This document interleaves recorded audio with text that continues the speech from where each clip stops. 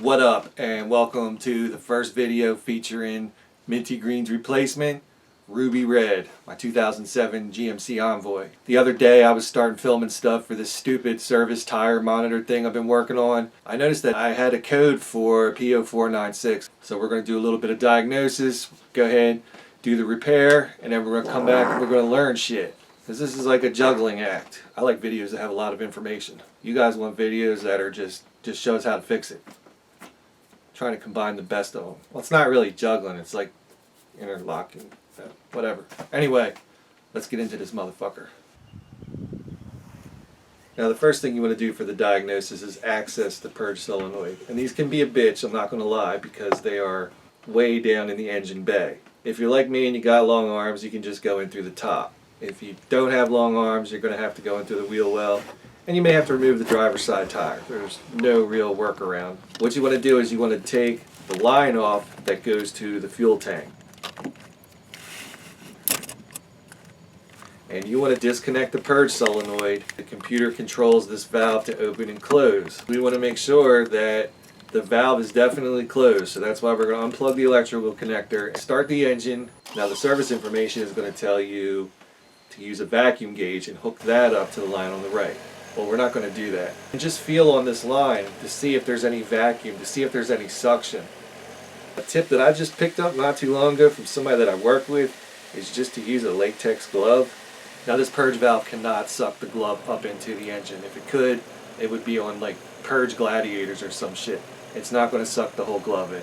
So you can see it, I'm going to try it a bunch of times. The glove is sticking, if there's resistance, I have to fight to get it off. Now just based on the results of that right there, I know I've got vacuum going through the valve even with it unplugged and technically off, you know what I'm saying? I know the valve's bad. Well, I know the valve's leaking, so I'm just going to go ahead and replace it. Now I'm going to show you the long way of doing this. I'm actually going to take the purge valve with the bracket off. You do not have to do this. Spoiler alert, all you got to do is just pull this little tab up and you're able to remove the purge from the bracket. It doesn't have to come off. Me, I fucked up. I done dropped the screw, taking the bracket off. Couldn't find it, whatever. I got replacement bolts, it's not a big deal. Okay, did anyone see where that bolt went? There's no real easy way to show this. But on the back side of that line, there's just a little titty sticking up. If you push it and wiggle the valve, it'll come right out. It might have been a little bit easier in the car to come in with Mr. Pick here, lift up the tab, and pull the valve off.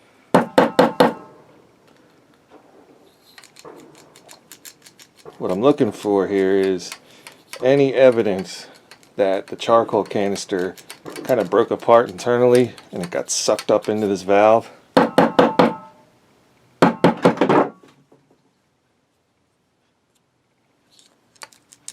Because I mean, chances are it's just a broken valve. But I don't ever want to have to come back here and do this shit again. And from the looks of it, the only way to open this is to literally cut it open, which I'm not really fitting to do. So fortunately I found a replacement screw. I think I'm going to bolt this bitch in first.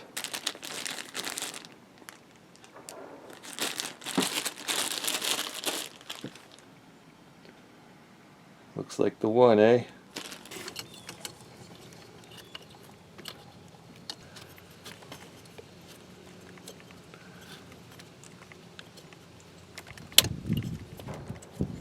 Oh yeah.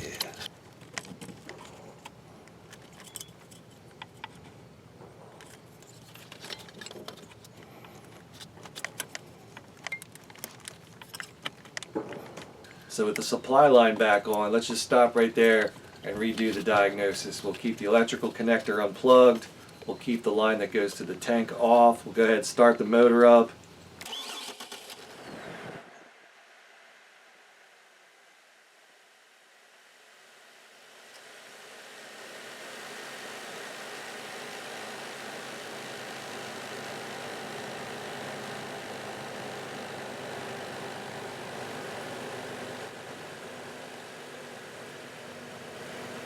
You use the latex glove, no vacuum. Feel it with your finger, no vacuum.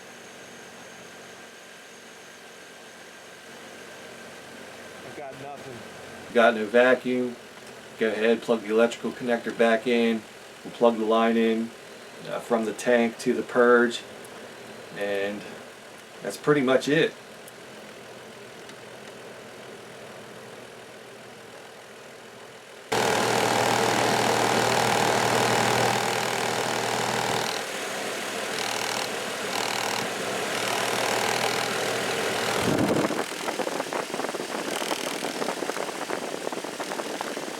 Vibrating DCM here, what the fuck?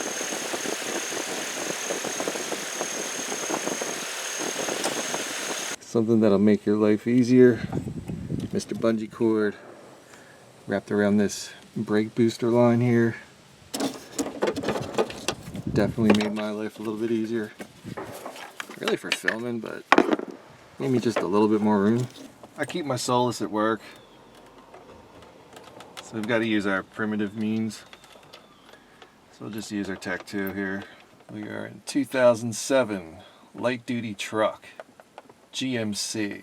Okay, so P0496 Evap emission system flow during non-purge. Now we also have a P0443, but I think that was from having the purge valve unplugged while I was running the engine and it's just testing for vacuum. Go to clear DTCs, blah blah blah, words. See if we can do any kind of Evap service bay test. Ignition off, wait 10 seconds. 1, 2, 3, 4, 5, 6, 7, 8, 9, 10.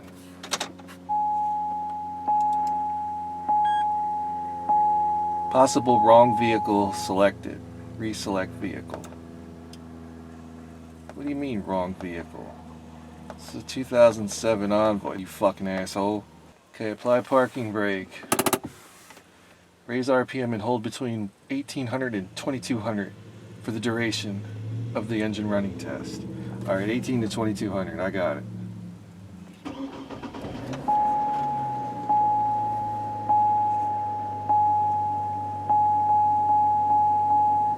Now when it comes to the Evap service bay test, some of these cars are dicks. Like you can have 2 Trailblazers back to back, or Envoys, or mix and match, whatever you want to do. One will run the test no problem in 10 minutes, the other it'll go like 25 minutes and it's still not complete. And really doing the Evap service bay test isn't what we're doing here. You know what I'm saying? From a do-it-yourself standpoint, it would be clear the codes and drive the truck. You know what I mean? Alright, well I'm going to take a nap. I'll see you guys in a little while.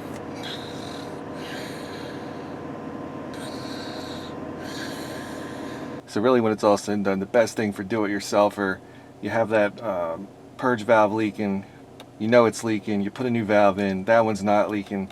The best thing to do is just to clear the codes and drive the truck, because even with the fancy equipment it can still be a dick.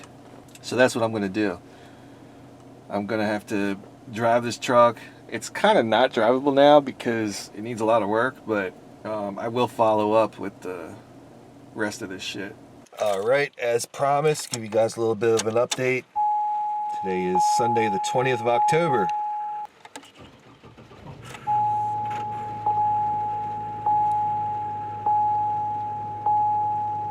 So yeah, I've put 89.4 miles, no check engine light, but let's just double check and make sure that it's definitely still out. Well, I never got the memo that today was going to be hurricane whatever it was. Or tropical storm, I forget, doesn't really matter. Definitely was unprepared to have actual time to work on this. So I've got to use the Tech 2 again, and it's ancient technology. Because really once you go to a Solus Edge, you kind of never want to go back to anything else, but whatever. I'll make do with the Tech 2, I guess. I sound like the fucking tortured artist. No diagnostic trouble codes. See, I drove the Envoy Wednesday, Thursday, Friday, and I did take a trip yesterday. So easily 10 warm-up cycles were put on this thing. The code didn't come back.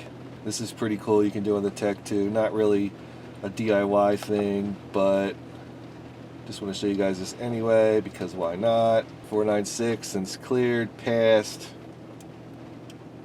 I don't know what else you guys might want to see here. We'll do the, what was the other code that's set? The 0443, due to having the engine running with the purge unplugged. Pass. So as far as I'm concerned, this thing's fixed. what you saw today is actually following the flow chart from the people that built the truck. Got the 496, the description of how it all works. So anyway, did you perform the diagnostic system check vehicle? No, we don't do that. Step 2, disconnect the purge pipe from the evaporative emission canister purge solenoid valve. So install a handheld vacuum gauge to the evap canister purge solenoid valve purge port. Disconnect the evap canister purge solenoid valve harness connector. Monitor vacuum on the vacuum gauge. Start the engine and allow the engine to idle. Increase the idle to 1200 to 1500.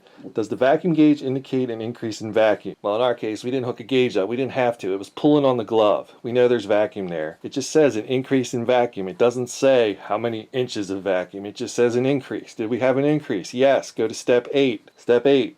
Replace the evap canister purge solenoid valve. Refer to evaporative emissions canister purge solenoid valve replacement on page 9-420. 420. Did you complete the replacement? Yes. Go to step 9. Clear the DTCs with a scan tool. Turn the ignition off for 30 seconds. Start the engine. Operate the vehicle within the conditions for running the DTC. Well, we're just going to not do that. And did the DTC fail again? Yes, you fucked up. No, you're all good in the hood. That's pretty much it. Here's a very crude drawing from GM.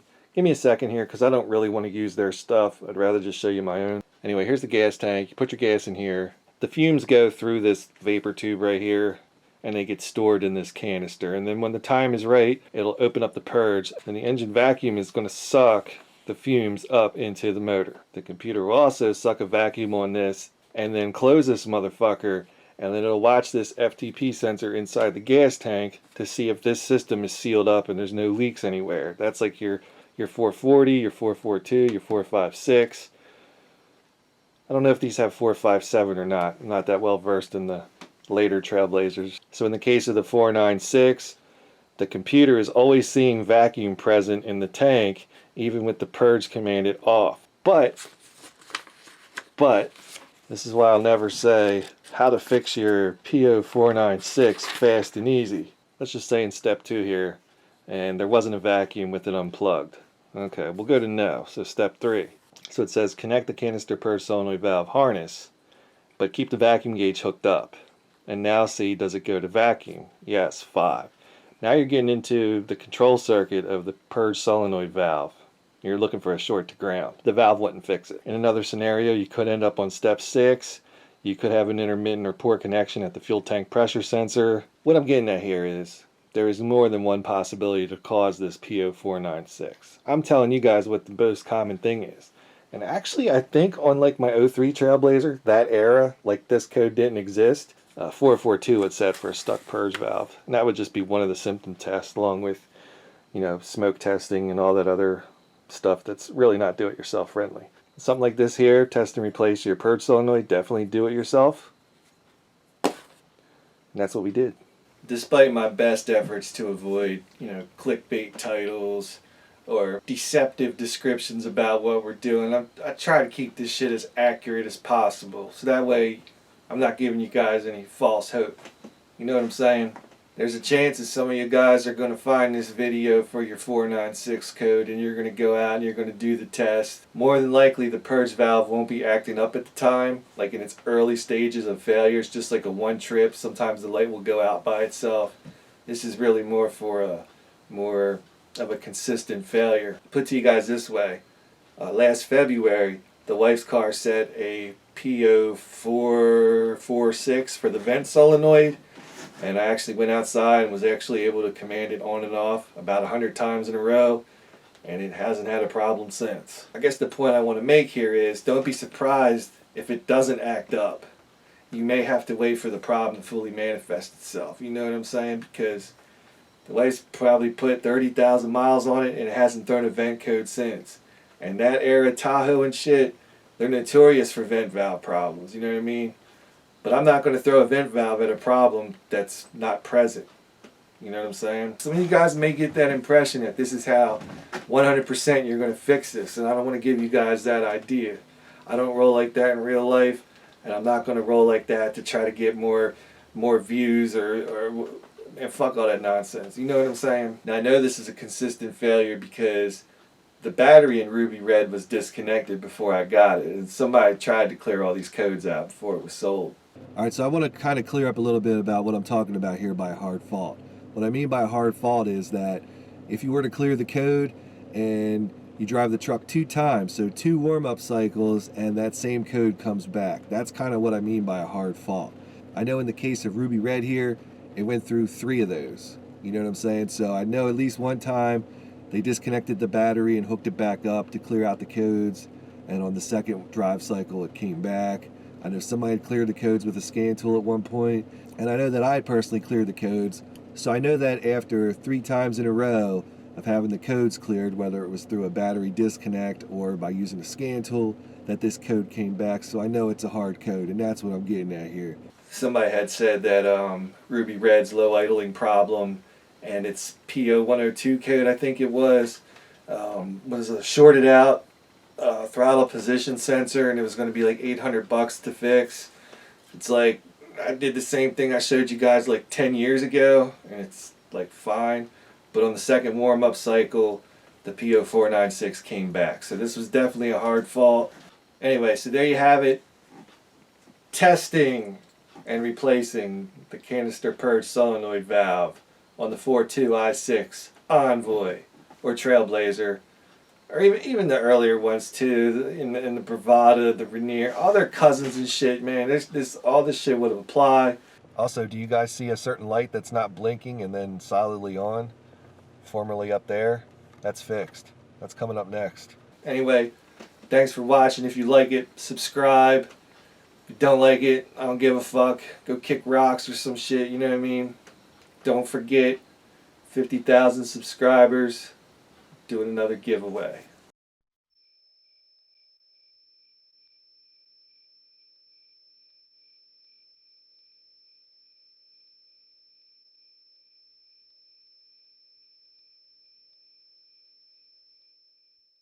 What's up, party people? Well, today we've got a 2013 Frontier.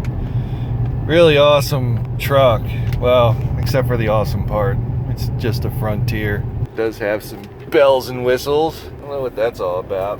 Who the fuck cares about this truck?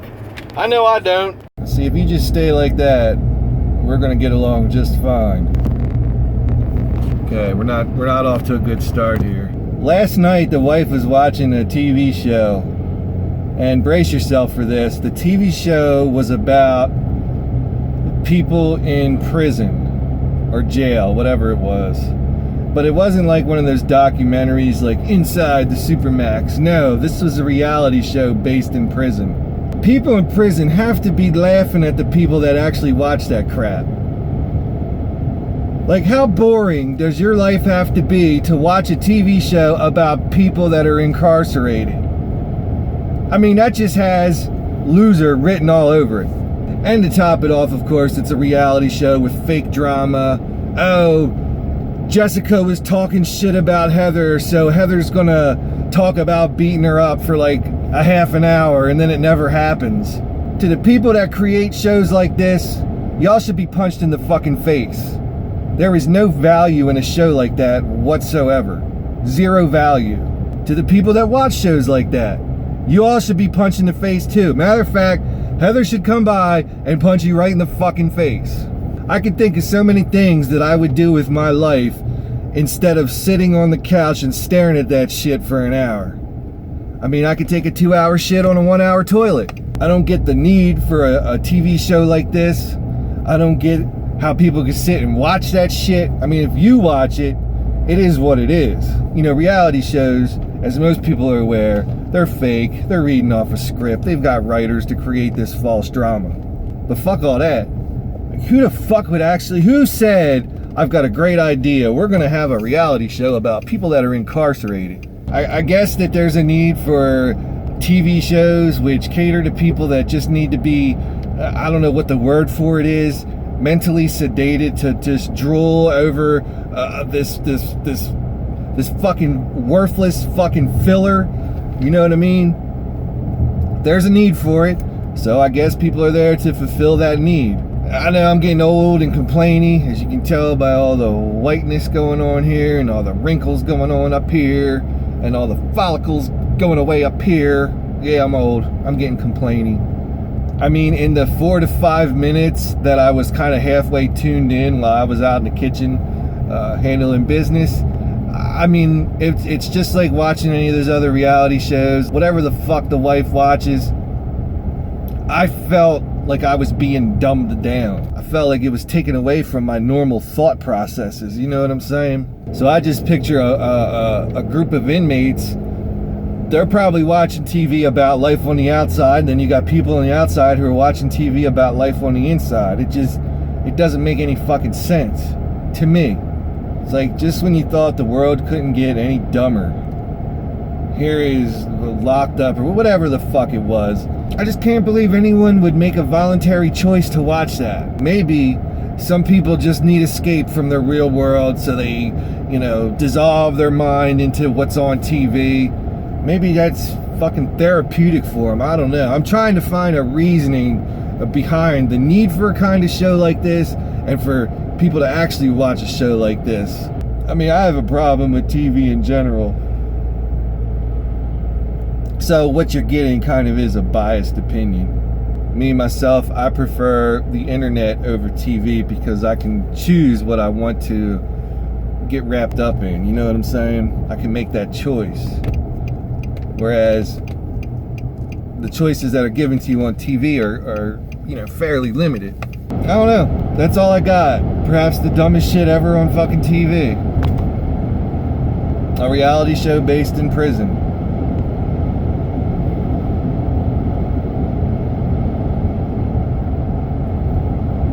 That's all I got.